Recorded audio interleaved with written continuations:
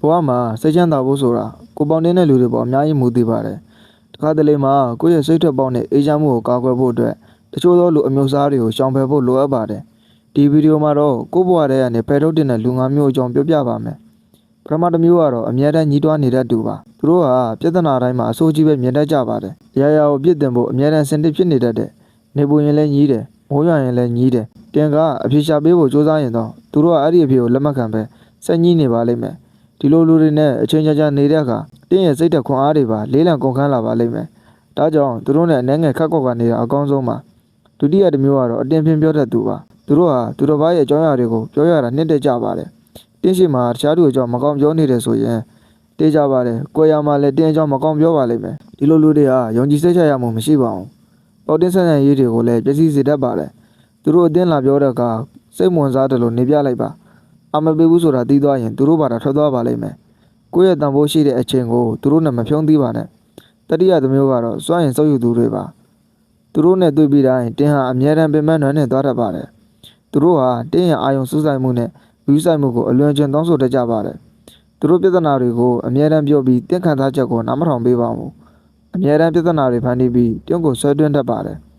ဒီလိုလူတွေအတွက်ခိုင်မာတဲ့နယ်နိမိတ်သတ်မှတ်ထားဖို့လိုပါတယ်ကိုယ့်ကိုယ်ကောက်ွယ်ဖို့မတည်ဘူးလို့ညှင်းတတ်အောင်တင်းယူပါတင်းရဲ့စိတ်ပိုင်းဆိုင်ရာစွမ်းရည်ဟာအကန့်အသတ်နဲ့ပါအဲ့ဒီစွမ်းရည်ကိုတင်းကိုပျော်ရွှင်စေတဲ့အရာတွေအတွက်ပဲသုံးပါကိုယ်စိတ်ကိုအေးချမ်းအောင်ထားပါ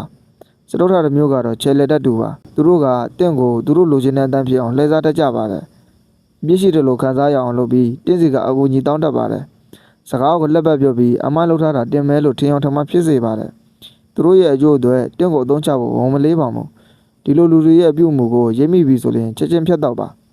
တင်းရဲ့ဆုံးဖြတ်ချက်တွေကိုသူတို့ဝင်ရောက်ဆွတ်ဖက်ခွင့်မပေးပါနဲ့ကိုလန်းကိုလျှောက်တာအကောင်းဆုံးပါကိုယ့်ကိုယ်ယုံကြည်မှုရှိရှိရပ်တည်ပါသူတို့ရဲ့လက်ွက်တွေထဲမကျွမ်းပါစေနဲ့ဒီစမတစ်မျိုးကတော့မနာလိုဝန်တိုတတ်သူတွေပါတင်းအောင်မြင်တဲ့အခါကောင်းကျိုးခံစားရတဲ့အခါ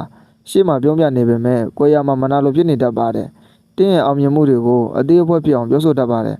သူတို့ရဲ့စကားတွေထဲမှာတရော်တဲ့လေတံတွေပါနေတတ်ပါတယ်ဒီလိုလူတွေဟာတင်းရဲ့တိုးတက်မှုကိုအဟံသာဖြစ်စေပါတယ်တင်းအောင်မြင်မှုကိုအတူတူဝမ်းသာပေးနိုင်တဲ့လူတွေကိုပဲအနာနာမှာထားပါမနာလိုတဲ့သူတွေကိုတင်းပွားတဲ့ကနေဖြည်းဖြည်းချင်းဖယ်ထုတ်ပါတင်းရဲ့ရည်မှန်းချက်တွေကိုလည်းဆက်လက်အကောင့်တွေပေါ်ပါလူတိုင်းဟာကိုယ့်ဘဝအတွက်အရေးပါတဲ့သူတွေမဟုတ်ပါဘူး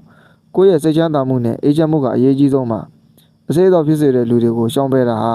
ကိုယ့်ကိုယ်ချစ်မြတ်နိုးခြင်းတစ်မျိုးပါပဲကောင်းမွန်တဲ့ပတ်ဝန်းကျင်သာတင်းကိုတိုးတက်စေမှာပါတင်းရဲ့အချိန်နဲ့စွမ်းရည်တွေကိုတန်ဖိုးထားပါ